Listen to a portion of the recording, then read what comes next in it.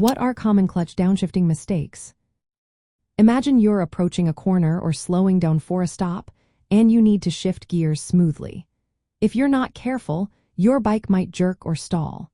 That's where understanding common clutch downshifting mistakes comes in. Many riders make errors that can cause rough gear changes or even loss of control. Let's go through some of the most typical mistakes so you can avoid them and ride safer. One big mistake is releasing the clutch too quickly after downshifting. When you let go of the clutch abruptly, it can cause the rear wheel to lock or the bike to jerk forward. Instead, you want to release the clutch in a controlled, steady manner. This helps keep the bike stable and prevents sudden engine braking that could throw you off balance. Another common error is not pulling the clutch lever for enough before shifting. If you don't fully disengage the clutch, the gears can grind or resist, making the shift rough or damaging the transmission over time. Always pull the clutch lever all the way in before shifting down. Many riders try to skip gears by shifting multiple gears at once without releasing the clutch in between.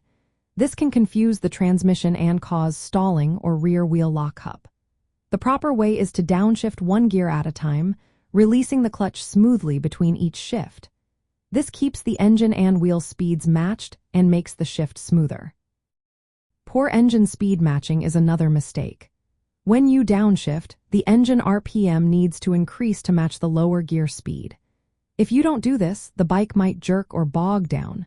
Techniques like throttle blipping, giving a quick burst of throttle while the clutch is disengaged, or slipping the clutch slightly can help match engine and wheel speeds.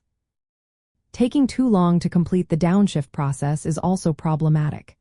If you delay the clutch disengagement, gear change, and clutch re-engagement, the engine RPM can drop too low, causing a rough transition or even stalling. Practice quick, fluid movements to keep the process smooth.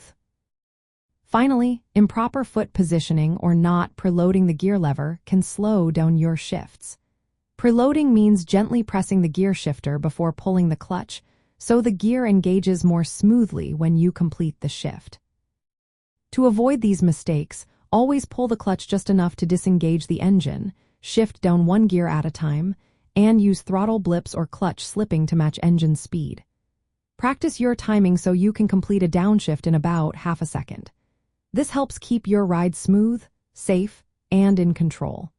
Remember, mastering these techniques makes a big difference when slowing down or entering corners.